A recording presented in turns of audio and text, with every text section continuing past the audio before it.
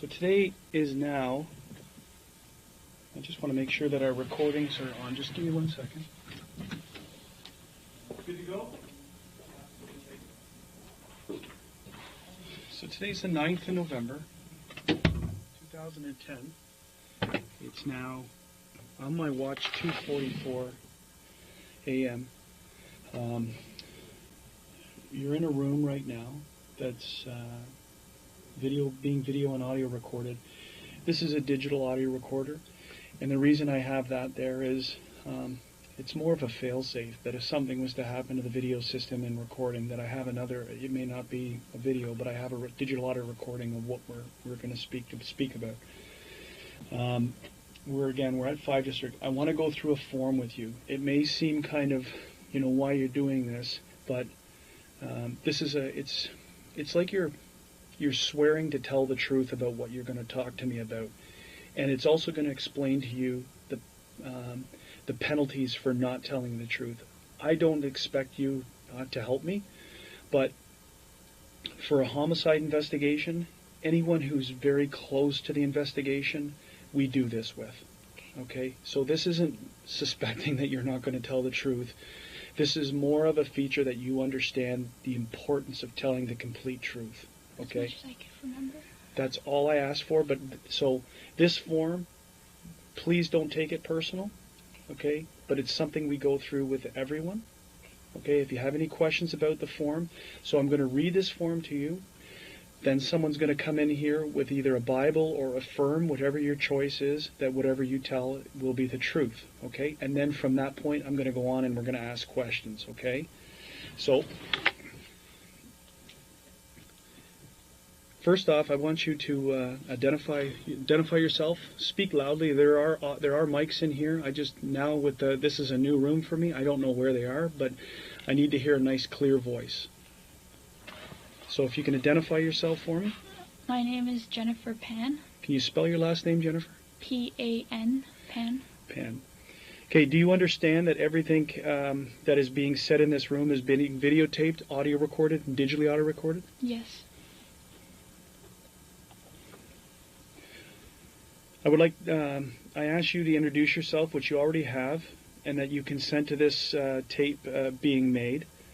My name is Randy Slade. I introduced myself to you at the hospital. My badge number is 531, and I'm a member of the York Regional Police Homicide Unit. Monitoring this statement right here in the next room, okay, is Trevor Byard. His badge number is 1446. As I indicated when this tape started, that today is Tuesday, the 9th day of November 2010, and the time when I started was 2:44 in the morning. We're presently at 5 District in the town of Markham in the regional municipality of York. Is there anything I need to know in order to understand your statement? And that means do you suffer from any physical or mental condition, use of alcohol, drugs, or anything of any concerns that would influence your ability to give me a statement? No. We are investigating a murder. Okay, and you're aware of who it is. It's the murder of your mom. And can you tell me what your mom's name is? My mother's name is Bich Ha Pan. Bich Ha Pan. As a part of our investigation into the offense, I would like to interview on videotape and under oath or solemn affirmation or solemn declaration. It is my obligation to advise you of certain information before we commence this statement. You may be a witness in the court concerning the events you are about to describe in your statement. If at any time you change your statement or claim not to remember the events, the content of this video statement you now give may be used as evidence in court. Do you understand? Yes, I do. I'm going to get you some Kleenex in a second, okay? You have nothing to apologize to me for, Jennifer. It's going to be tough, but you know the importance of this statement, okay? But you have nothing to apologize to me about. I'm here to help you, okay? It is also my obligation to advise you that fabricating evidence, this stuff is the penalties for lying, as I explained to you earlier. Fabricating evidence with the intent to mislead is an offense under Section 137 of the Criminal Code. If you give a false statement under oath, you may be charged with fabricating evidence. If convicted of fabricating evidence, you may be sentenced up to 14 years in jail. It is also an offense under Section 139 of the Criminal Code to obstruct by willfully attempting to obstruct, pervert, or defeat the course of justice. You may be charged if you obstruct justice. If convicted of obstructing justice, you could be sentenced up to 10 years in jail. It is also an offense under Section 140 of the Criminal Code to commit public mischief by causing a police officer to start or continue an investigation by making a false statement that accuses some other person of committing an offense. And you may be charged if you commit public mischief. If convicted of public mischief, you could be sentenced up to 5 years. If you are charged with one or more of these offenses, this statement may be used in court against you. Do you understand the criminal sanctions of what I have explained to you? Yes. Do you understand the criminal consequences of making a false statement? Yes. Do you understand that it is your choice whether or not to give a statement? Yes. Do you understand the importance of telling the truth? Yes, I do. With respect to this investigation? If you have spoken to any police officer or person in authority in connection with the investigation, I want it clearly understood that I do not want it to influence you in making a statement. Do you understand? Yes. Do you have any questions? So basically, just start anew right now. So what I've just explained to you is you're here voluntarily to help us, that you don't have to talk to us if you don't want to, but the importance of talking to us, and if you're talking to us, the importance of telling the truth. And if you don't tell the truth, there's criminal consequences for not telling the truth. That's all that stuff had to deal with. Okay? You can't point the finger at someone else. You can't tell us to go off in a different direction. You just got to tell us the truth. What I know. Exactly.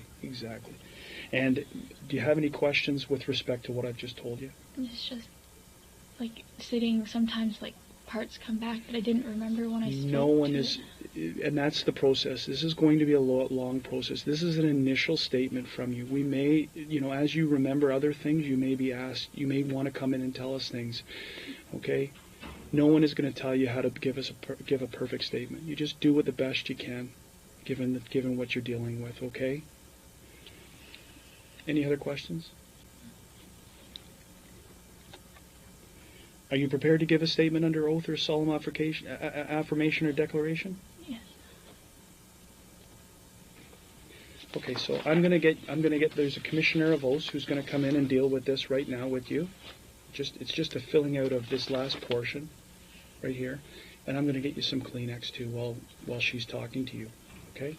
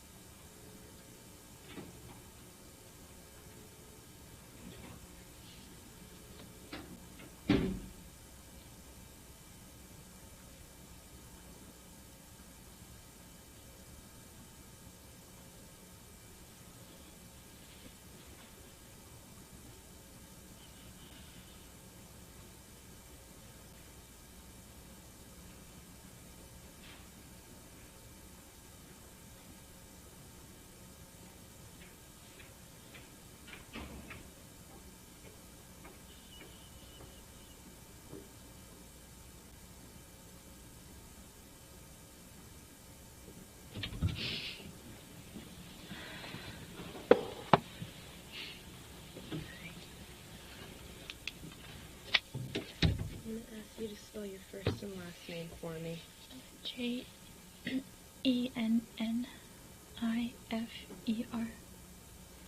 Pan, Pan. Hello, my name is Andrew Spiro.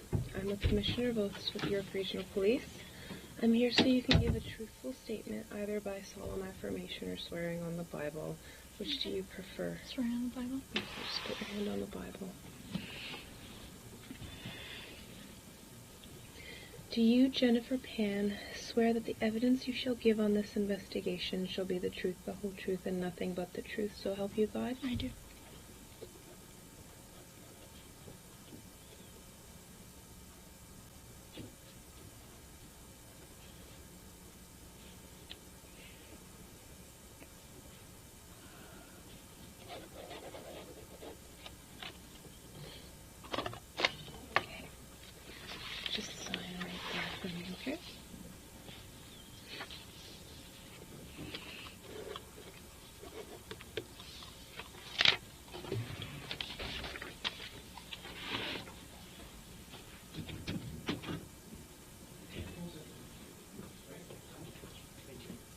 close that door for me?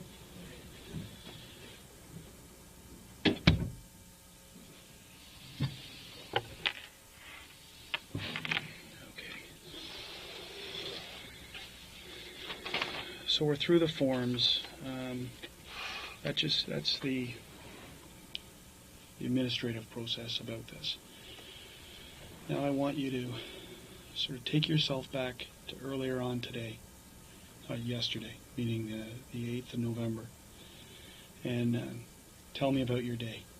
Okay, start at any point in time, wherever you feel comfortable, and then we're going to move forward. Okay. Yesterday, probably around 9 o'clock in the morning, 9:30. My mother, she woke me up and she told me that she was going to visit my grandfather, who was ill, and that she was going to go over pick up my aunt to go. Once we stepped out of the house, there were a few police officers barricading the driveway. And so she called me down, and when I came down, the officers just said that there was like a gas leak in the area, and they were just as precaution evacuating. And before we could walk over to a safer place, they said that the evacuation had been moved to somewhere else, that it was safe to go back home. With that, my mom decided for me to stay home, and because I have some piano history stuff that I'm working on, so I was doing that on the computer, played a little piano. I forget what time my mom came home, probably around like 3:30. My father came home later than usual. He said that he had forgot to lock a toolbox and had to turn back, but I'm not exactly sure. He just was home later than usual. Okay. And once he came home, he phoned up my uncle and asked him to go to buy USB pen, I think, just to go shopping with him, because my uncle doesn't drive.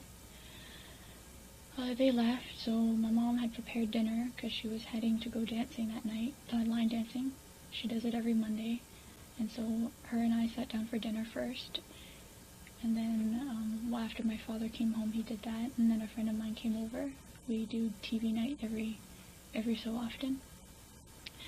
So my dad, I guess, went up on the computer as he always does, and I was downstairs with my friend watching movies, and my mom was out dancing. My friend left around 9, I believe. Mm-hmm. And then I upstairs in my room, called it a night with the TV on, talking on the phone with a friend of mine. And then shortly after, my mom came home. I believe that was around 9:30 or so. She was rummaging downstairs. I didn't think anything of it. And then suddenly I just heard my mom calling for my dad to come down.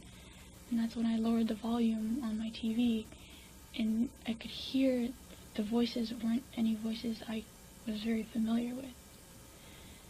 And so I was scared and I couldn't move. I just sat in my room for a while. And then I thought I heard them all leave the top floor, and I peered out of my bedroom door.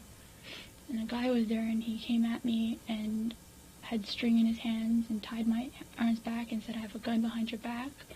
Do what I say. If you do what I say, then no one will get hurt. Where is the money? Show me where your money is."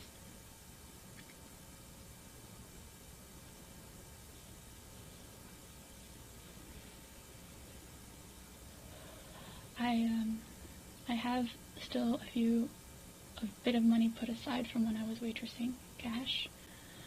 So I showed him where it was, and he took it and put it in his pocket, I think. And then that's where they pushed me to my parents' room and asked me where the money was there, and I didn't really know. So they kind of one was right beside me, blocking my way to the door, while the other ones turned over the bed to find some more cash in my mom's bedside table.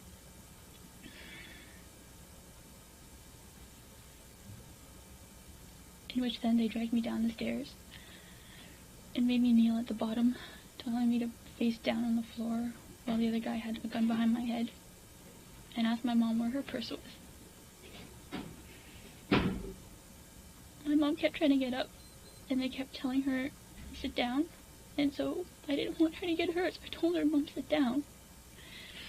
They were trying to find her wallet, but her English isn't good, so she kept saying purse.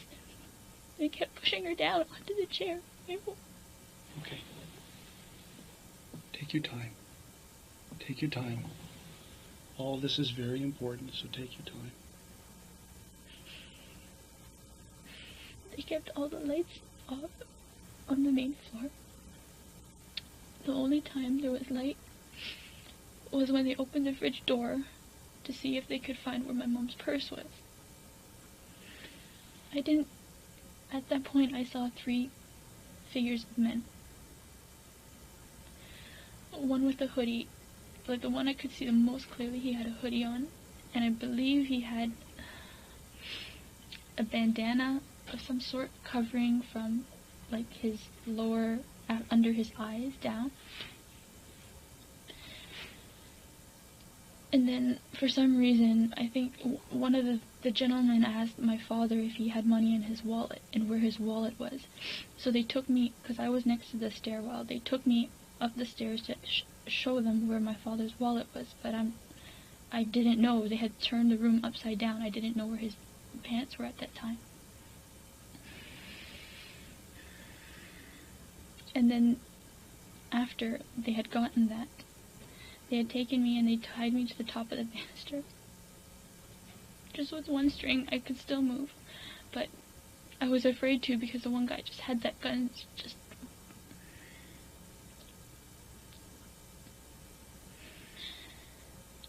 next thing I know, I think I heard my parents going down the stairs, and my mom was asking them for me to come with them.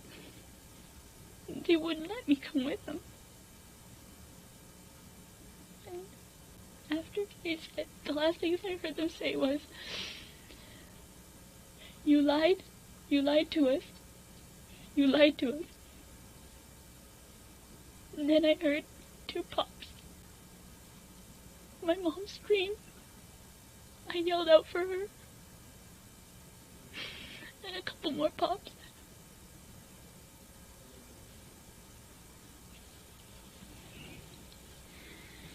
Take your time. Take your time.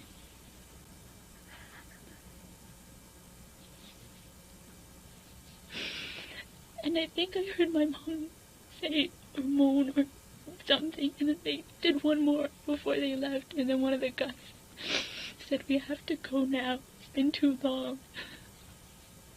And then they ran out the door, and I think once they were out the door, I heard my dad go up the stairs, and at that point, I had my phone on me, behind me, that I had hidden there that they didn't know about. So when I thought that they had heard them all leave, and my dad ran up the stairs, I whipped up the phone and I called 911. But I still hadn't heard anything from my mom, and all I could hear was my dad running on the street, just moaning and making sounds.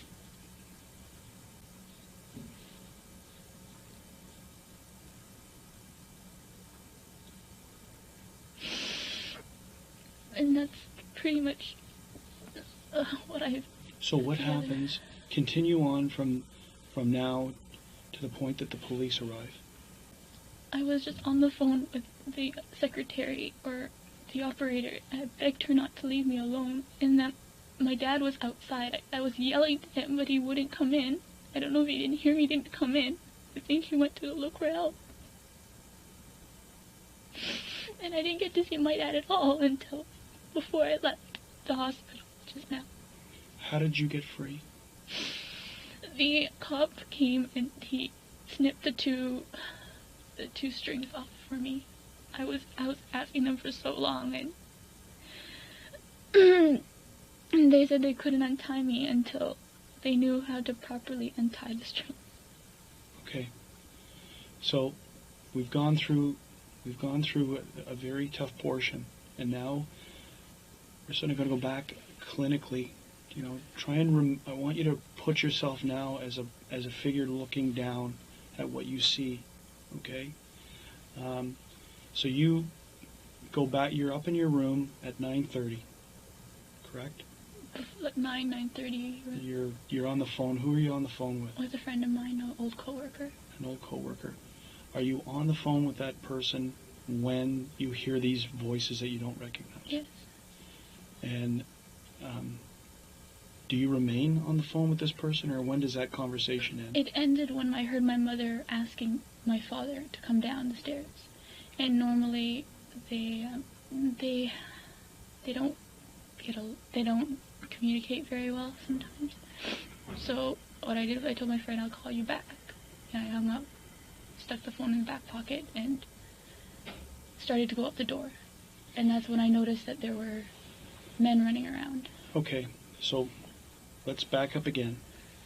When you hear your mom come, do you hear your mom in the house? She was in the house. I had gone down the stairs.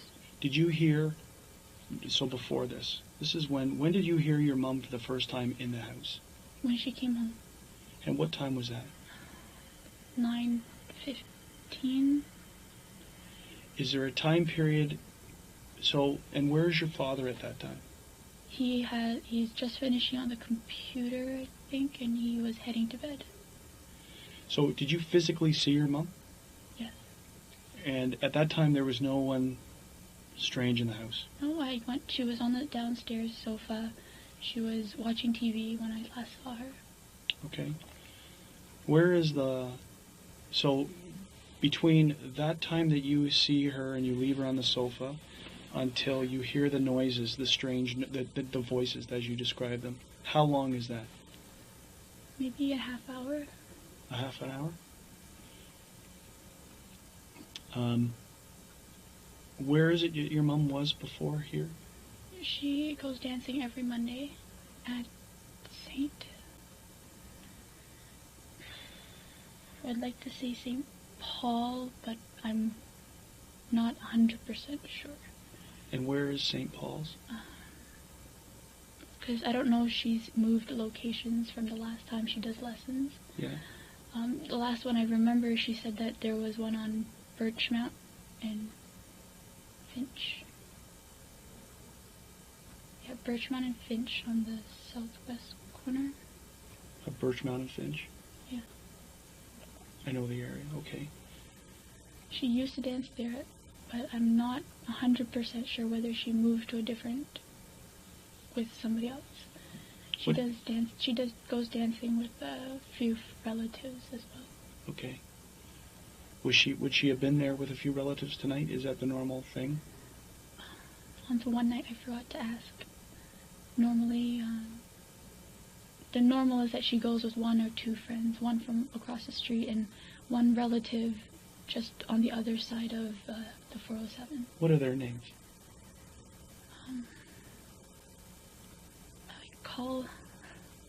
I only know their names by what I call them. Okay. I call one Bak Moy, and then the other one is my cousin, and her name is Wong. And the one who lives on your street, what number? The neighbor who lives on that she usually goes with? Across the street, about 2 houses down. I don't know the exact number, unfortunately. Okay, we'll find that out. So she's been going there for how long? She's been dancing for a long while. A long time? Maybe more than a year. Okay. What does your mom do? What does she do for a living? She used to work for Magna. Okay. But due to the job cutback.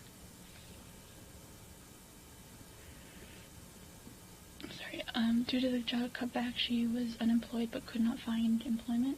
Okay. And so she's been at home looking for a job, and recently I think her pension's done. How long has she been out of work with Magna? I'd say at least a year and a half. Okay. And what about your father? What does he do for a living? He also works for the car company, they just changed their names. Something Cobel and Stel. What does he do? He wears many hats. from like assembly line worker, but I think his title is tool and die operator. Okay. So 9:15, you see your mom down on the downstairs couch, and you see your dad. He's at the Computer. And where is the computer located? Upstairs, right beside his room.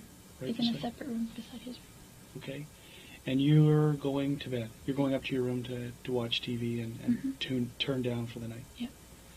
And then approximately, again, how long later that you hear these voices? My mom had to be home for maybe 20 minutes. Don't really have that window. I think around like maybe 9:40. 9:40? Okay. Estimates, it's fine. Yeah, I'm not expecting to hold you down to times because we can probably get that from who you were speaking to, right? Because how long after you end the conversation with the person do you hear the voices? They're already in the house. So you end the conversation because you hear the voices. You'll call the person back. Yeah, because I heard my dad and then I heard some strange voices is when I was like, I'll call you back. And who was it that you were speaking to? A coworker of mine. And what's that name? Ed? Edward. Edward, you know Edward's last name? Pacific Door. Okay. So, what is it that you hear that causes your father to go downstairs? My mother calling for him. And what is she speaking in English or is she speaking in another language? She was speaking in English, which is why it also caught my attention. What language does she normally speak? At home we speak a mix of like Vietnamese is most fluent, but we do throw some Chinese words here and there. Okay. Or English words here and there. But the vast majority of it is Vietnamese? Vietnamese. What is the first, when you hear this, can you hear them talking downstairs, the unknown voices? It's all a mumble. It's a mumble? Because I had the TV on, it was just all a mumble. When's the first time that you actually can hear one of them talking? When he was upstairs, and I thought he had left the upstairs, because I was frozen in my room for a while. Yep. Trying to listen in, but I couldn't hear over my TV, and I didn't want to startle them by turning it off or like diminishing the volume. So I was kind of pressed up against my door for a while trying to hear it. And I thought that all the people upstairs had gone down, so I opened up my door quietly and tried to peer out, and he saw me. And that's when he came. Did you have lights on in your room at that time? My lights were off. I only had the reflection off my TV, which is lower to the door. What do you see of this guy? And I'm calling him a guy because you said you thought they were all males. I think they were all 3 males. Okay, so tell me about this guy. He was medium build. Okay. I don't remember any of his clothing, unfortunately. The only thing I can remember was he had dreadlocks. He had dreadlocks. So can you describe his race to me? He was black. Was his head covered? Was his face covered? Do you remember anything about that? Just that his dreadlocks were kind of like flopping all over the place. I couldn't really see his face, and they kept the lights dark as much as possible. How long were the dreadlocks? Were they like when you say they're dreadlocks and they were flopping all over his face? It's hard. I don't remember 100%. I think some of them were like around his face was a little shorter, and then in the back there were longer ones. Okay. Now his complexion, there's various degrees of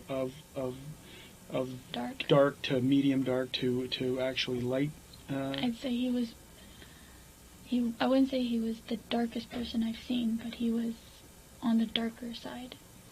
Any facial hair?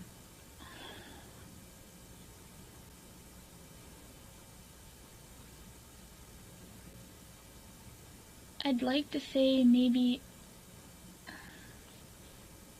Say only what you can think. Sure. Just say what you think. I don't want you to say what you're. But I don't want to say something wrong. Exactly. So if you don't know, then it's okay to say. It's okay to say that. Okay. So, can you give an age approximation for this guy? Well, when the other officer asked me, I was leaning along the ages of 28 to 33. So someone who's established in life. I would assume so.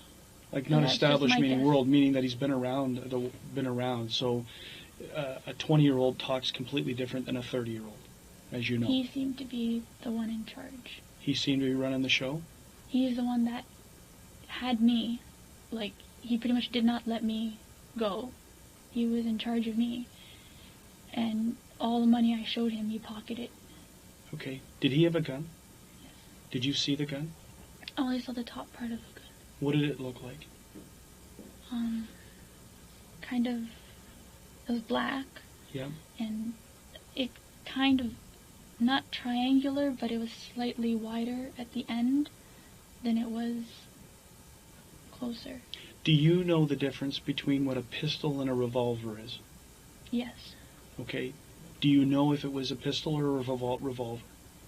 That particular one that he was holding, I believe, should have been a pistol. A pistol. Okay. Because the difference is the round part, right? So you tell me what's a pistol and what's a revolver. Which one has Okay. the round part? I would think that the revolver has the ones that the bullets go around. Okay. And it didn't look like that. It looked like more like a handgun. So it looked more like a pistol. Yes. What you're saying, not a revolver. No. The Okay. other gentleman, though. We'll go to the other gentleman. We'll go this in stages so that we're not dealing. We'll call this guy number one, Okay. because you're saying that he seemed to be running the show. He was in control. From my perspective, yes. He was in control of you. Yes. Is this the gentleman? Is this the guy who tied you up? Yes. Okay. I want you to But he was the one that tied my wrist together. He wasn't the one that tied me to the banister. Okay. So where did he get the shoelaces, or whatever the laces were, or whatever it was that tied you up? I'm not sure. It might have been from my mother's room or the study room, or because my mom has a sewing table next to her bed. So when you open the door, where is this guy? He was just stepping out of my brother's, well, what formula would be my brother's room. So he's already on the upstairs. Yeah. Do you know where the other guys involved in this are? I know one stayed with my parents downstairs. Okay. The other one, I'm not, at that point in time, I was more focused on him, like, he was seeing me and he was coming after me. So you're I saying think- there's three for sure? Yes. That's all? You saw a total of three at one time? You saw three people Yes. together? Yes, when I went downstairs, I Okay. saw 3 shadows. Okay, so this number one guy, and we're calling him number one because he was the one who tied you up, and he's the first one that you actually are confronted by. And he comes out of your brother's room, or what was formerly your brother's room, and he comes into your room. Mm-hmm. And what happens in there? He tells me to sit down, And and, he's- he shows me his gun. So it's not pointing at you, but you see Not it, and yet. where is it? It's like in a holster almost. Okay. And then he showed it to me, and he's like, "Don't move." And then someone else brought him the shoelace. Okay, can you describe the other person who brings the shoelace? He was the second person and the only other person that I encountered with. Okay. I only saw the third guy, but he didn't encounter with me at all. Okay. He had a hoodie and like a bandana over his face. Yeah. His complexion, and it was really dark, but I could tell that he was darker than the first guy, So he's a male black as well, but thinner build. but thinner build. So we got a medium build, thin build, and what about the height? Where are we in height scales? How tall are you? 5'7". So where are they in comparison to you?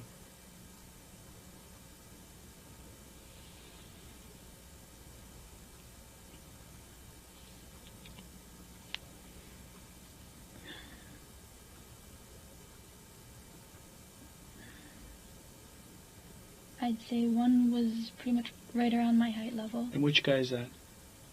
The medium build.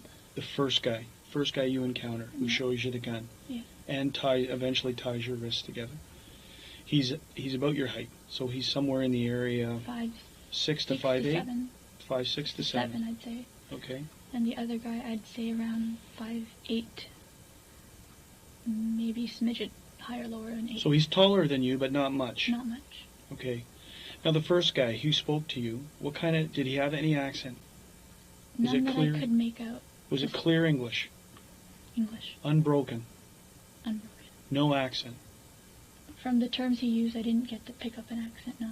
He used short phrases. He sounded Canadian? I would say, yes, he was born here. He was born here. Okay. So number 2 guy you see with the bandana, and he's got a darker complexion, and he's thinner. Yes. And he's about 5'8". With a hoodie. With a hoodie. Is it black hoodie, or what color is it? Again, it was all really dark, Yeah. so I'm assuming he was wearing black. What about the bandana? Can you see a color on the bandana? It was very dark as well. Okay. Anything distinguishing about his eyes? I didn't look straight into his eyes, no. Any other portions of clothing that you recognized? No, unfortunately. Okay, how about this guy's language? Did he speak to you? He didn't speak at all. Nothing. He just nodded. He nodded. Who seemed to be giving the directions? Number 1. The first guy you encountered seemed to be telling everyone what to do? From what you can tell. Okay, so now they're both upstairs with you. Where are your parents? They're in the living room. They're in the living room. And now what happens? They take me downstairs. Have they tied you now? Yeah, the number 1 has tied me, Okay. and now they're taking me down the stairs. Describe first how he's tied you. He grabbed my arm, and he pulled it to the back, and said, give me your other arm as well. Okay. And then I was trying to make a wide X so that I could later loosen if I needed it to, but he had pulled really, really tight. And Okay. I guess he felt my flinch, and that's when he quickly tied the second knot, I think. I don't exactly know. All I know is I flinched, and then it got tighter. So you were bound behind you. Behind me, yes. Okay. And then you're taken downstairs. Tell me what happens down there. They sit me right at the bottom of the stairs, slightly out, not exactly directly at the bottom of the stairwell, but just slightly over a little. And the third guy, who I didn't encounter, but he was there, he was like, where's your money? Cooperate with us. And then my mom's yelling, and don't hurt us, and my money's in my wallet, just please leave my paperwork. This third guy who you're now describing, do you see him ever? Only as a shadow?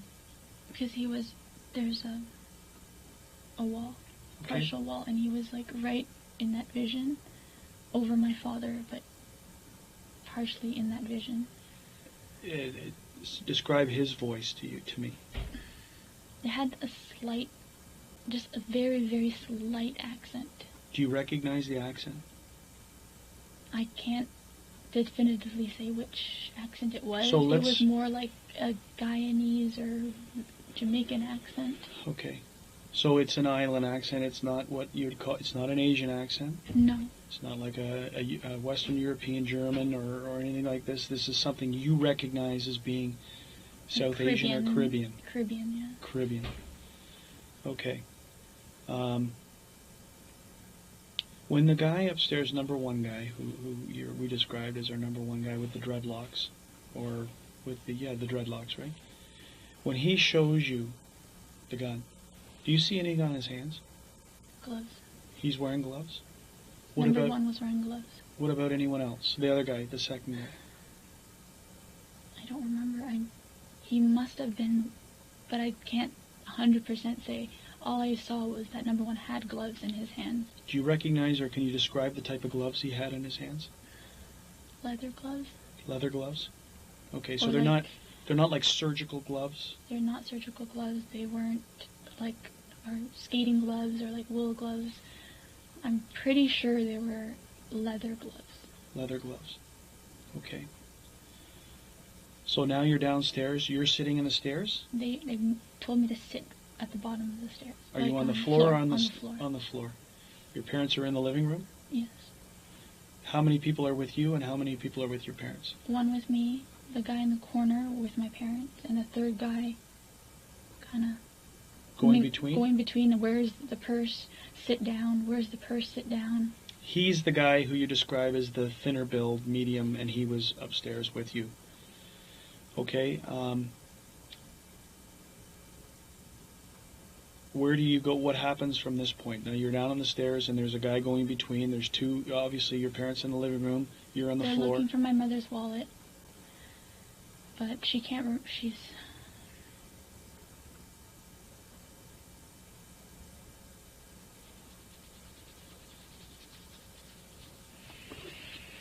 Take a deep breath. Best way to do this, the best way for you to on these parts in here, is to pull yourself out and be like you're an observer in this. Okay, it's not going to help you through or heal you through, but it's going to help you try and remember components, and it neutralizes what your mom said. You just are now hearing, you're echoing what your mom is saying to these people. Okay. After a bit, she had realized that she didn't carry a purse. She had just gone home from dancing, so her wallet would be in the bag, and that's where the money would be. And while that guy's searching for her and telling her to sit back down, the one behind the wall was asking my father if he had money in his wallet. And my dad said yes. And they asked how much. I think I heard my dad say $60. And then the one that was with me was signaled, and he said, "Come here, go show us where it is." He had a lower tone. Who's that? Number one. Number one. A lower voice? Yeah. Okay, and this is, and you say the reason 28 to 30-ish, 33 is why? Why do you hear that as being the age of this person that you're dealing with? That he's... It's just the way he, like, his muscular tone. I don't know how exactly to say this, but he wasn't like built like muscular like a young man. What about the second guy you hear when you did? How old do you think he would be in? I didn't hear his voice. I didn't get to see much of his face. Okay, so you don't know. But if I had to guess, I'd say younger than that number one though. Okay, so they take you. You're now there, and they're wanting to go to this wallet. Yes. So they're now telling me, like, dragging me by my sweater, get up, show us where it is. Okay. And one kept me at the door while one was inside looking. When you looked inside that bedroom, had it been, you said it was tossed, had it already been tossed? So they were in, so the room had been tossed prior to you opening the door to see? See, yes. Okay. Because that's when I figured out what was happening, and I kind of froze. So I heard them moving stuff around. And how long do you think that they were in, that you heard between the time? I guess it's tough in the freeze time, but how long do you hear it and then moving around before you're confronted by one of them? Less than 5. Less than 5 minutes? Okay. It just time's all over the place. I understand that. It's your estimation. It's about 5 minutes, maybe. Okay, so you're now upstairs, and he's in. Who's inside the room looking for this wallet? In your dad's. I'm guessing number 2, because by the time I was found, number 2 wasn't on the first floor. He had gone back down. Oh, no. I mean when you're back up. Oh, sorry, back. when you're now back upstairs and they're looking for your dad's wallet. Mm-hmm. Who's with you and who's turning the room? Number 1 has me. Okay. And number 2 is the one looking and flipping, and where is it here? Is it over there? And number 1 keeps saying, "Time, we're running out of time. Faster, it's taking too long." Okay. How long is he in that room for? Maybe just a few minutes, a few moments. Okay. Not that long. Do they find what they're looking for? I don't remember. Okay. What happens next? He decides to tie me down to the banister. Okay. That he didn't want to take me downstairs anymore. So you're now tied to the banister? Yep, he calls for Cuzzy. So He's like, "Get Cuzzy to give me that string I just gave him." And who is he talking to? Number 2. So he says to number 2, "Tell Cuzzy to get me that string." Do you hear any other names during this whole time? Cuzzy. Just Cuzzy. Cuzzy. Okay. So now what happens? They tied my arm to the banister. Did number 2 go downstairs? Yes. He followed the directions? Yes. And he comes back upstairs with the string? Yes. And you get tied to the banister? Yes. Okay. Continue. And the next thing I can hear are them telling my parents to move to the basement. Okay. And I'm asking them, why? Where are you going? And my mom's yelling to me, I want my daughter. Why can't my daughter come too? I want my daughter. Who goes down to the basement? Can you see that from where you're sitting? My back is towards the wall. Do you hear anyone else in the main level? Where your parents were? Like, you can hear, if people are trucking down the stairs, you hear your parents going down the stairs. Do you hear like 5 sets of footsteps going down there, or can't you hear that? I was just such a distress. I don't exactly know how many people went down. Okay. Did you ever see a gun on anyone else? Because number 2 and number 3, as we'll call them. Number 3 is the unknown guy just hear, who we hear as Cuzzy, and you hear him with a slight island Caribbean accent. Okay. Yes. One of those two, like they suggest very similar, like very thin build. You saw number 3? You can describe? Like just briefly, like through the reflection from the lamppost on the street. Yeah. Through my through the sheer curtains. Yeah. I just saw briefly. He was quite thin build. Another thin build guy. Yeah. Similar to number 2. Yes. And what about the gun? Did you see another gun? I saw the tip of his gun because he had pointed it out at my father, and that one was a revolver. Like, it had the rotating. You saw the cylinder. Yeah. The rotating cylinder portion of the gun. Yeah. You saw that. Yeah. Okay. And what color was the gun? I was quite a bit away. Okay. And how did you see how did you see this? Did you see it as a silhouette, or did you actually physically see the gun? I was on the floor kneeling when he was asking my father for his wallet. Yes. He had pointed it out, and I was told to keep my head down, but I kind of looked up like peripheral here, and then I saw that. So what portion of the gun are you seeing? Are you seeing him holding with the handle and the revolver? Because the cylinder portion sticks right. Yeah, like right close by here. Can you see him wearing gloves, or can you see him? Honestly, the lights were all out on that side of the house. Okay. But in your estimation, it's a revolver because of what you... I saw what it looked like. Okay. You see nothing else about his clothing or anything else that he's wearing? Unfortunately, I wish I could have, but... No, that's all. We just have to make sure that that we understand. So when you're tied to the banister, right, and your parents are now going down to the basement, do you hear or see anyone else upstairs while that's happening? Or no down? one came back upstairs for me. No one came back upstairs for you. Okay. Can you hear the voices down, other than your parents? Can you hear their voices down there? All I could hear was, "This is taking too long." Who's saying that? Whose voice is that? You hear all 3 voices. You can distinguish them. Whose do you hear saying this is taking too long? Because it was said to you upstairs, right? Who said that to you upstairs? Who was saying that upstairs? This is taking number 1. Is that the same voice that you hear saying it downstairs? Yes. The only 2 of them voiced. Number 3 and number 1 voiced up. Voiced up. Yeah. Who do you hear yelling, "You lied to us," or to that extent? Number 3. Number 3. I'm assuming it's to my father, because he was the one asking for the wallet. Now, your mum with her wallet. Do you know if your mum had gone to the bank after her dance class, or after she had finished? She just went to the bank a few days ago. Okay. What type of car does your mum drive? And first off, did your mum drive tonight? What type of car does your mum drive? A Lexus. A Lexus. ES 300. And she drove tonight? Yes. Okay. So now you hear this commotion downstairs. You said you heard 2 pops.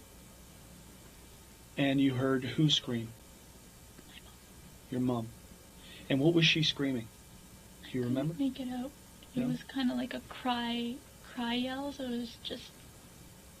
Okay. are they still talking? Do you hear them talking? I was focused on my mom. And No, I understand. I'm only going to ask questions that I can try and tweak your memory for, okay?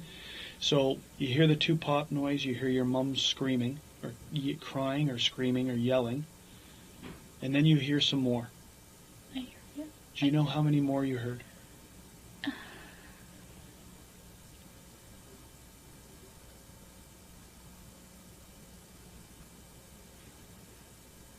There was a set, but I don't. I don't want to say this wrong. Say it what you think and what you believe. So you're not whatever you say isn't going to be wrong. Something for sure is I don't know if it was one, and then what I'm going to tell you, and then one, Yeah. or if it was two, and then what they said I'm going to tell you, and then another one. Basically, they had made the first round or pop, and they had said, okay, that's enough. Let's go. Who said that? Whose voice is that? Number one. Okay. And then I heard one more after that. And they're like, that's enough. Let's go. Okay. And again, that's number one. Yes. Do you hear three's voice at all? Not at that. After he had pretty much said, you...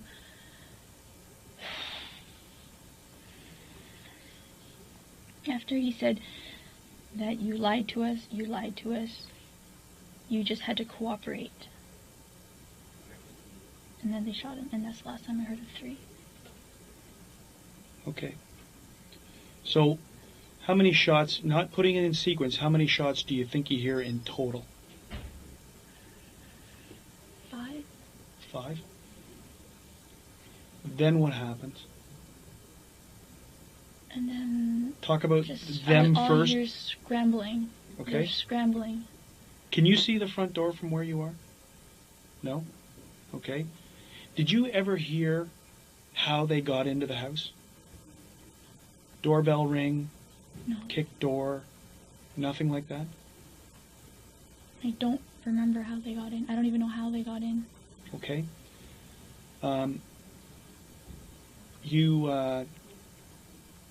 You hear scrambling noises. Are you talking about right now? Right at this point in time. So we're back to the time they're leaving, okay? Or you hear the scrambling noise, and I'm only assuming they leave because they're not there when we get there. Do you know which way they go out? You can't hear that. I'm pretty sure it was the front door. Yeah. But I'm not 100%. I didn't get to see anything. Like, my arms were behind my back, and I was against the banister. Yep. And the banister is twisted, so I can't see the front door. Now you hear your dad. Yeah. Right? And what's going on? So what do you hear next? After you hear the scrambling, they're gone. Because you're hearing no more. I gather that's how you assume they're gone, is because you don't hear it. Then you hear your dad. I reached for my phone at that point. And you call 911. Okay? And then what happens after you're on? I heard my dad go out, and I don't know if they damaged his throat or... How did you hear your dad? So this is the kind of importance, because did he go out the front door? How did you know he went out the front door? Because I heard him open the door. Did you hear that door open when these guys were scrambling to leave? There was just so much thudding. Is your house got an alarm system? Yes. Do you know the alarm system when the front door goes off and there's that chirping? We don't have that chirping. No? No. Is your house alarmed at night when you guys go to bed? Before the last person goes up to bed, they will alarm it. But prior to that, it doesn't get alarmed? Okay. So, you hear when your father exits, you hear the door open. Because you hear your dog, and then I can hear, like, the outside noises. Okay. Like the wind coming in, and I just hear my dad, I think he's...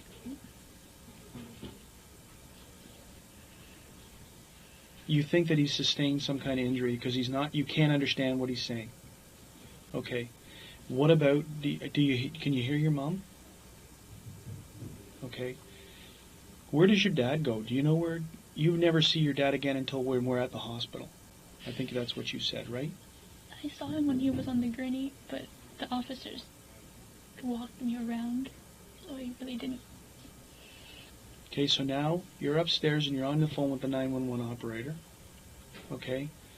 You remain on the phone until the police arrived? And the officer is the one who gets you free?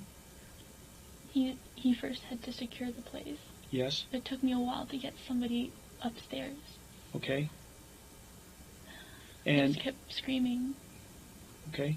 And I guess they went into my bedroom, and I have a pair of scissors that I cut my hair with. Yes. And they said that they cut it for me, but it was still a while longer until after they cut the string so that I could be free. Do you understand that they of the importance to clear what they were doing? It wasn't to leave you in any kind of trauma or anything like that. I understand. It's just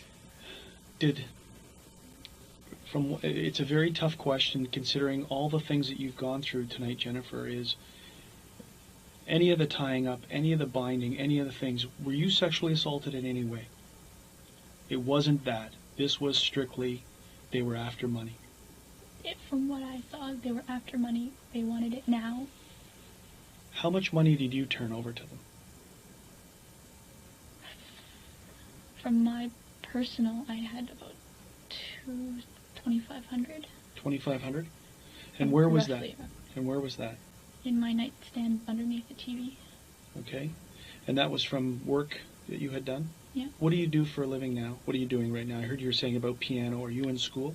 I recently lost all my students in piano. I had a few Yes. for a while, but they've gone on to universities. That's why as of September I didn't have any more students.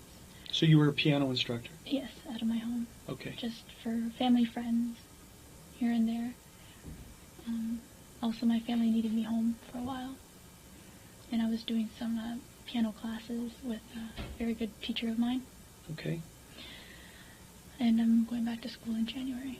To study biotechnology engineering. Okay.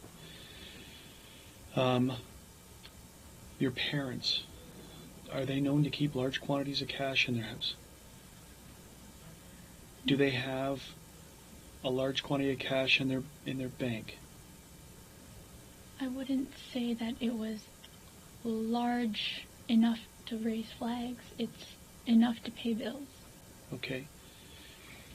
My mom's very diligent on making sure just enough. Just enough.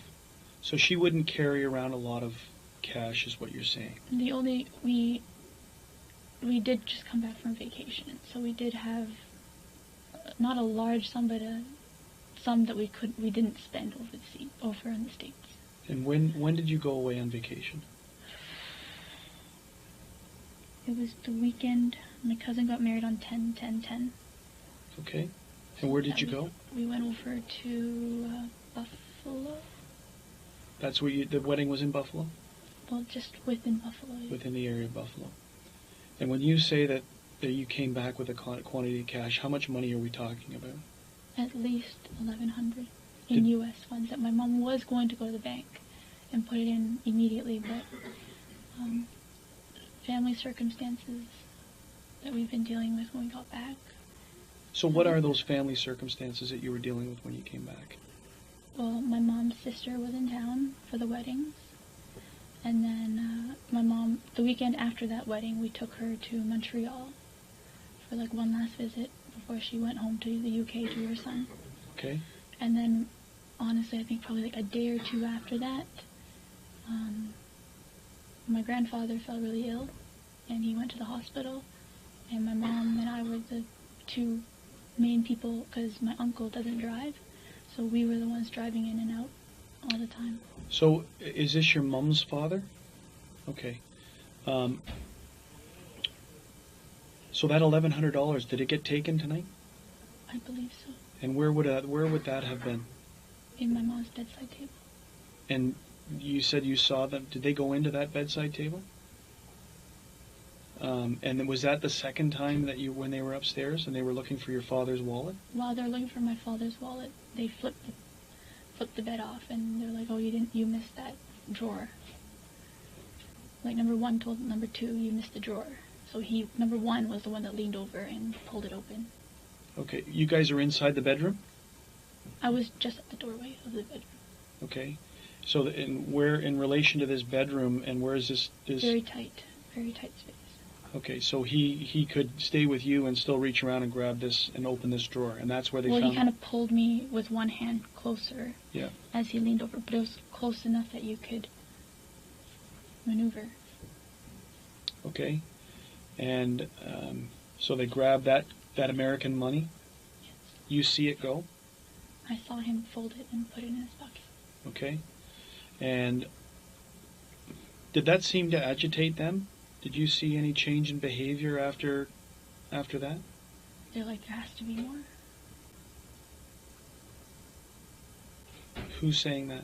Number one. Is saying there has to be more. Do they look anywhere else? Are they looking anywhere else? Not besides my mother's wallet, still in my dad's wallet. I don't even know if they got it. But those two things that they wanted to see. Whatever happened down in the basement, I tried to hear as much as I could, but it was too many people, and we have really creaky floors, so it's... When they're in that room, inside the bedroom, and now, is it lit any better? No, so it's still all in darkness? So you still can't see if number 2 has got gloves on or not? No, they had, like, something blind me. Like, number one, when we first got in the room, the light was on. And he's like, hold on. And he grabbed, I don't remember what he grabbed, jacket or sleeve or something, and he kind of, like, shielded me with it. And that's when he took my glasses and he, like, tossed them. So he took your glasses off? Okay. How did you get your glasses back? I asked the officer. Okay. And how bad are your eyes with your glasses off? Degree-wise, I'm about high 4, I think 475 and 525.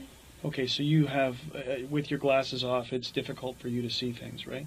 I can see shapes, but no definition. But prior to all of this, you had your glasses on? Yes. So when you described the gun, and you described the dreadlocks, and you described number 2, what about when you saw the revolver? Did you have your glasses on at that point in time? Yes. So all of these observations are made with your glasses. It's not until you're tied upstairs, they're... Right before they tied me to the banister. Like when we went up the stairs the second time. Okay, and who ties you to the banister? I'm not sure if number 2 helped number 1, but it was behind me. I'm not sure who did the tying. But number 2 goes downstairs to get the string. Yes. To tie you up. And brings it up. And brings it up. From this cuz. Cuz. And you're sure it's cuz, like cousin, cuz. I'm assuming. No, I'm not saying that that's what it is, but it's on that line of cuz. Yes, go tell cuz. Okay. And again, that's number 1 who's saying this. Is there any reason to suspect, or anything that's happened in the recent weeks leading up, that would have you guys be a target of some type of incident like this? We live a straightforward, kind of almost routine life. Where is your brother right now? He's right now, he's here. But does he live with you guys? In the summertime, he goes back in September, normally end of August, goes back to school. Okay. Moves out there. What school is he at? McMaster's. And what year is he in? 3rd year, I believe. 3rd year of what type of program? Engineering. Engineering. So there's nothing. There's no. It's because of important, like there are places where there's illegal gambling going on, where people think there's large quantities of money. What, in your opinion, would cause people to target your house to think there was a large quantity of money? I'm not sure. Now, you say your mom drives a Lexus. It could be because of the aesthetics, yes. What about your dad? He drives a Mercedes, and he loves that baby. Is that right? So your mom drives a Lexus, your dad drives a Mercedes. The area you live in, what's the square footage of your house? Do you have any idea? 2,100. 2,100. And the only thing that happened tonight, that happens every Monday night, is your mom goes to dance. Yeah. And you think it's at St. Paul's? And that would have been in the Birchmount and Finch area? Yes. Southwest corner. Yes. She goes there at what time? She leaves the house at 7, picks up her friend on right off of Kennedy. Yes. And I believe she starts at 7:30 to about 9, and then she's usually home around 9:30. Usually home around 9:30. And so nothing was any different tonight other than the fact that she may have been home a little bit earlier than that. Is that right? I think you said 9:15. No, my father after work. That was the only difference. Your father being late because coming home after work. And what time did he arrive home? Sorry, we still haven't updated all our clocks on the daylight savings, but I think around 4:30 or so. Normally he'll be home by 10 to 4. Okay, so 4:30. And does he leave? Does he go out for the rest of the night, or is he in? Well, he came home, and then... Oh, he went with his... My uncle. Yeah, yes. He went with my uncle. I don't know where they went. All I know is that he came back with a heat vent. I don't know. He bought something for the heat. Okay. He said he doesn't like how the draft comes up. He likes it to be focused. Oh, out. so it's like a heat deflector. Yeah. Okay. For the floor seating, the heating elements on the floor. Okay. Yeah. The registers, yes. Yeah. Okay. So, and what time does he get back? I had finished eating. He probably got back around 6:15. 6 or 6:15. Does he go out again? No. Is he on the computer for? What is after he doing? Dinner. He ate dinner first. What does he do on the computer? He reads Vietnamese news and Vietnamese soaps, I guess. And your mother, you believe, comes home at 9:30, like normal? Around that time, more or less, there's nothing unusual about her time of coming home. And it's 10 to 15 minutes later that you hear the noises? You hear the different voices? I'd say. Okay. Maybe a little later. It could be closer to... It could have been 45. Is there any way of finding out for sure where your mom, where this place was that they did dancing tonight? I believe my cousin might have gone with her. Okay. It might be very important for us to find out exactly where she was, where this was tonight. Okay. Okay. You just sit tight for a minute, okay, and think about anything else that you can that might help us in this. We've gone through a lot of the details, and I just want to talk. I just want to talk to the officer who's monitoring it, and I also want to talk to the lead investigator just to see if there's anything else I need to ask you about.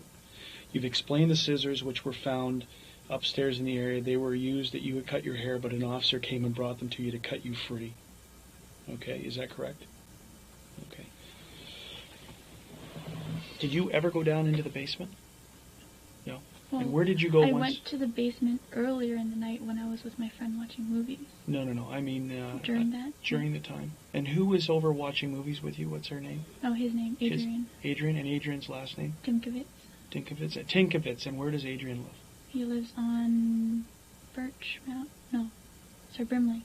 Brimley and Finch. Brimley and Finch. Okay, and how long have you known Adrian for? More than 10, 15 years. So this is school. kind of a regular occurrence for you guys? Yep. We meet up once a week, if not once a month, depending on how busy our lives are. Yeah. And we sit and we watch our usual shows. Okay. And so that's what happened tonight. Mm-hmm. And what time did Adrian leave at? 9. At 9? 10 to 9, 9 o'clock. Okay. And Edward is who you were on the phone with? Yes.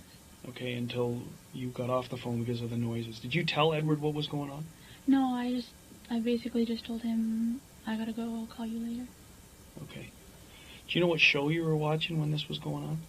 What you had on the TV? Sorry, multitasking. I was watching Gossip Girl, and then I was watching Kate Plus 8.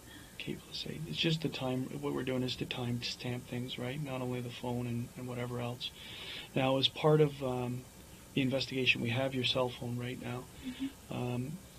We're going to ask you if you would consent to your phone records to help us on the investigation, and that will, again, that's part of the time stamping of things, of who you were on the phone with, who you were talking to, and when this happened. I just don't, I talk to people on the phone, but I don't really want them to know what's happening with my...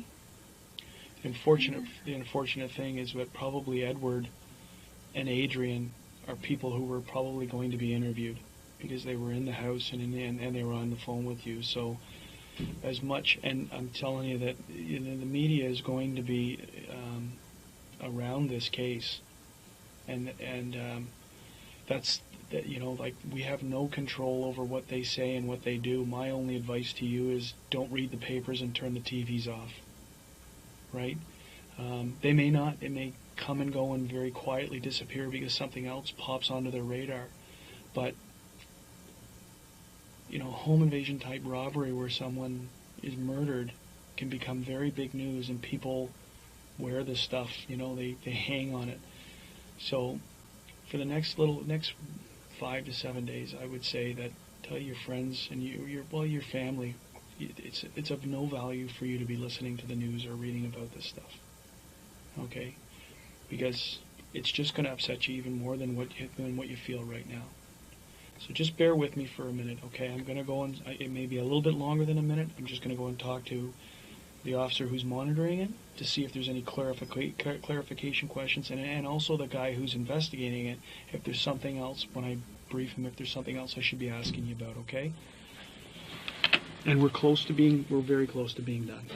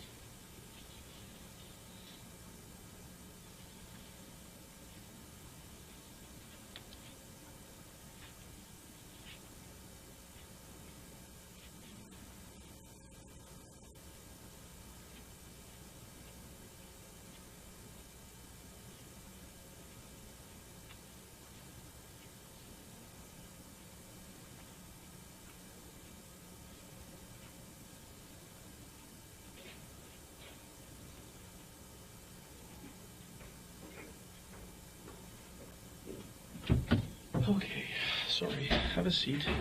We got just a couple more questions. We're going to give your phone back to you. Okay? And your brother is just being interviewed next door.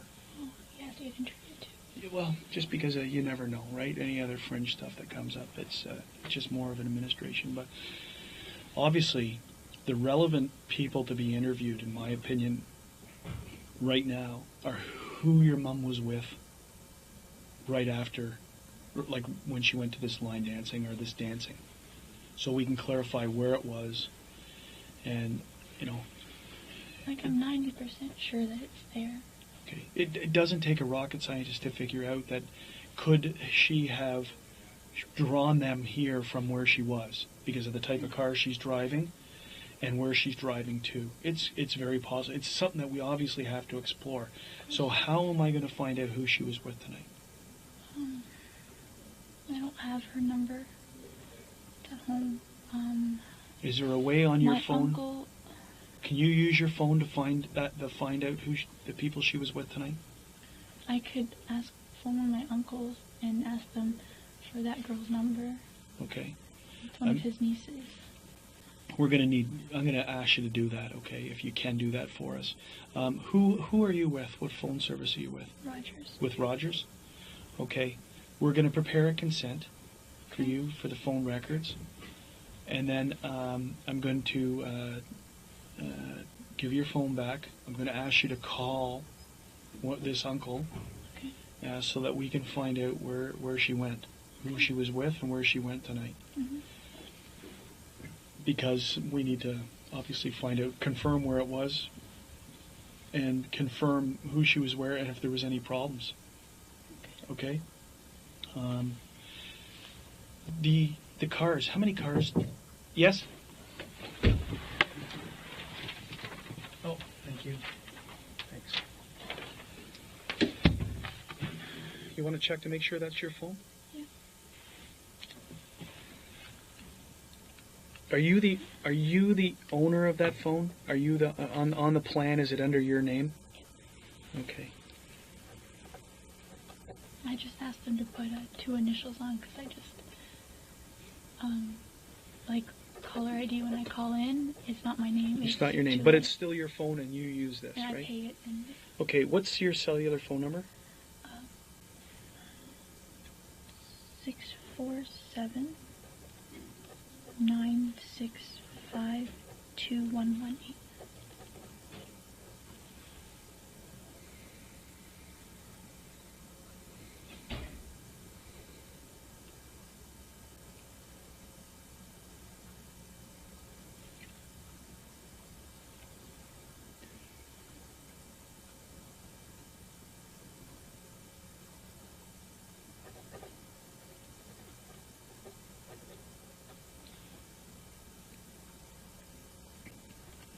Because these things come in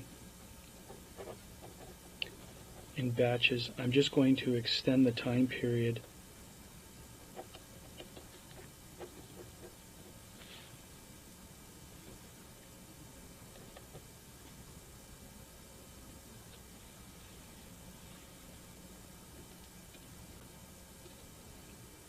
Just because I give it from the 1st to the 9th, because they may even give us more time. It's just the way that the information comes off of their reading, okay?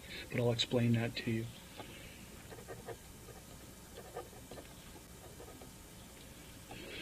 I'm sorry, your mom's first name? B-I-C-H, separate word. B-I-C-H, separate word. H-A. H-A. Pan?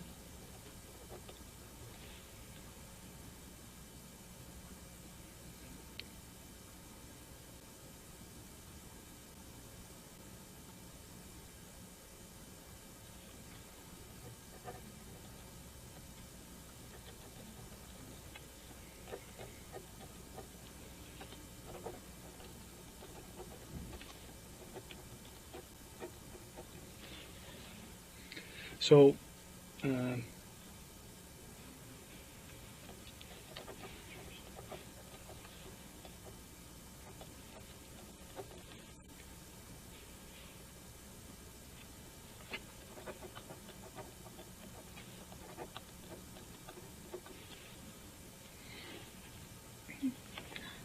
question is, how far deep into this will I look for my phone? Just like comment, like regular phone calls to people, just stuff like that? Really, it's just the time stamping of the, we're putting 9 days down because it may come back to you that, I spoke to him, and it may be able for us to be able to identify people that we may need to go back and interview. The interest of us is obviously tonight between 9 and 10, right? But we're just asking for this. We're not asking for months and months and months. It's 9 days that we're asking for. And generally it's because we may come back to you and say, okay, we want to interview this person. And you go, I don't know where they live. But I spoke to them. Or we got the phone records. Is this the same person? And we'll have their address, at least what is registered to their phone. So it's the only reason we're asking for a 9-day period. Okay. Investigatively, it's not of no real significant value other than today, right? It's only because sometimes I phone, like teachers and stuff like that. No, we're not going to go back and interview all those people. That's not our intention, right? So I need you to fill out this portion for me. So owner, subscriber, it's the same person as this. So it's you and you. Your address, the telephone number, and today's date, and then your signature. And what it is before we go into it, this is all being recorded again. So it's just that you consent to giving us the records for cell phone number 647-965-2118, and you consent to allow the York Regional Police to access the phone records. The said cellular phone company authorized Rogers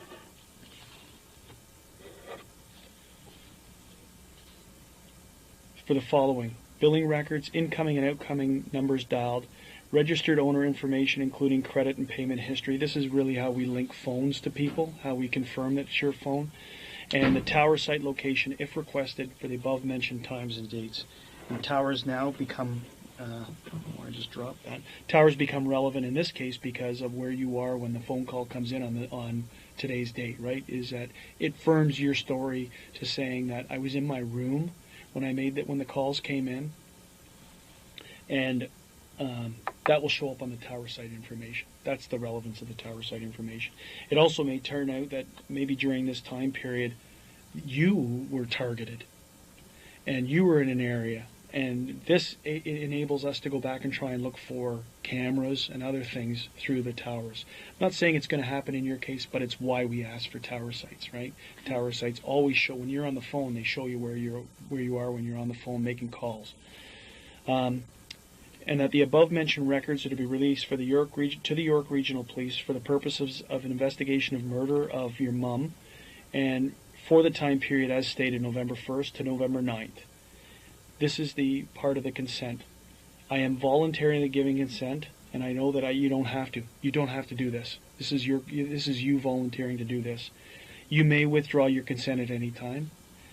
I understand that these records may be used as evidence against me and may become any part of a criminal proceeding. Now, if you were lying on this, as a part of this whole process that I explained, you're telling us fictitious information and it comes back, now the records can also be used against you. If you're telling the truth, really, point 3, it means nothing, okay?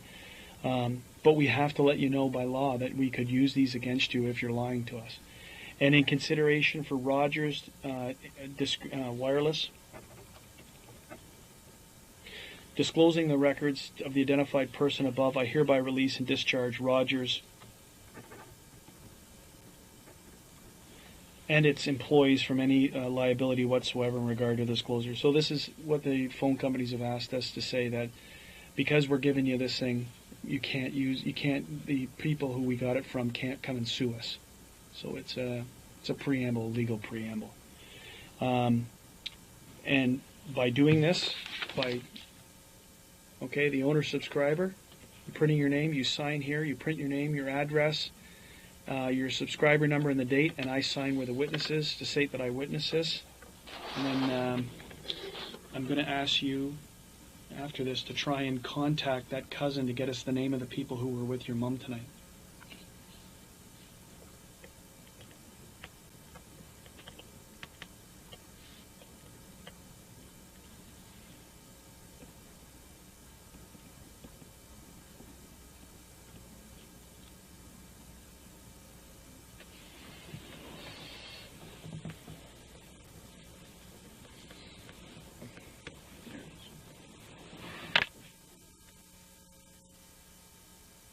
need the full address? Yeah, Markham. Yeah, Markham, Ontario, just to state.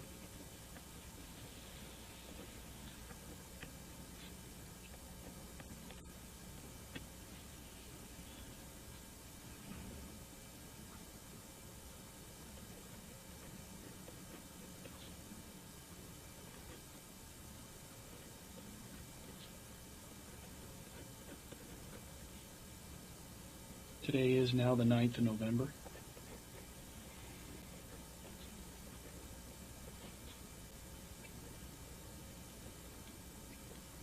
And I'm going to sign to witness it.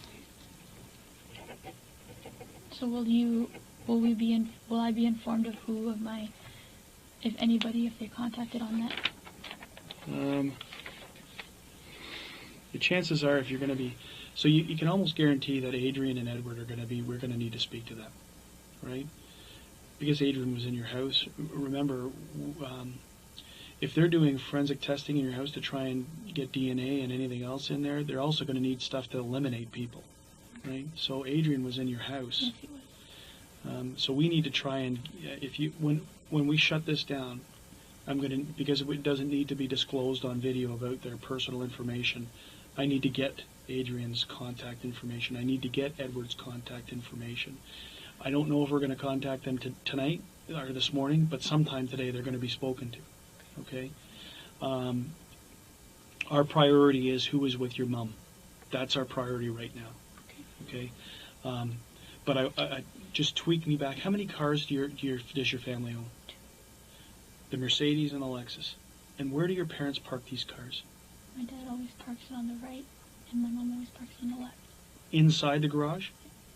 And where do they enter the house when they park in the garage? Is there an entrance through the garage? Okay, so that's the normal course as they park. Unless we plan on going out somewhere, we leave the car on the driveway instead of having to go through the garage. When you left tonight after this incident had happened, did you see the cars in the garage? I did not, but I believe that one of the officers went and checked and said that the cars were still in the garage. The garage doors were closed? Yes. Okay. Is there any video equipment, video cameras, or any video system in your house? To record? No? No. Okay. Is there anything else that you can think of that might help us right now in this investigation?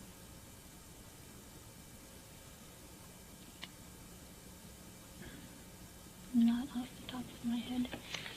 Okay, so Okay, so you know what you told us has been under oath. Yes. I'm just making sure. Did you swear in a Bible? Yes. It was under oath. Is there anything you want to change? No. Is there anything else I should know to fully understand your statement? Suffer from, this is one of those things that people say, well, no, I'm schizophrenic, I just didn't tell you, or I suffer from mental illness or delusions, or I'm actually an alcoholic, and none of these things affect you. None of those that you said. You're competent, and this was completely voluntary, and you've told us everything you need to the best of your ability. Best as I can. Okay. So what I'm going to it is now 4:30 in the morning. I'm going to shut everything off. And then we're going to have you try and find that information for us, okay? So the recordings now are turned off. I'm going to make sure that that next door the recording's off. No, Of course you can use the washroom.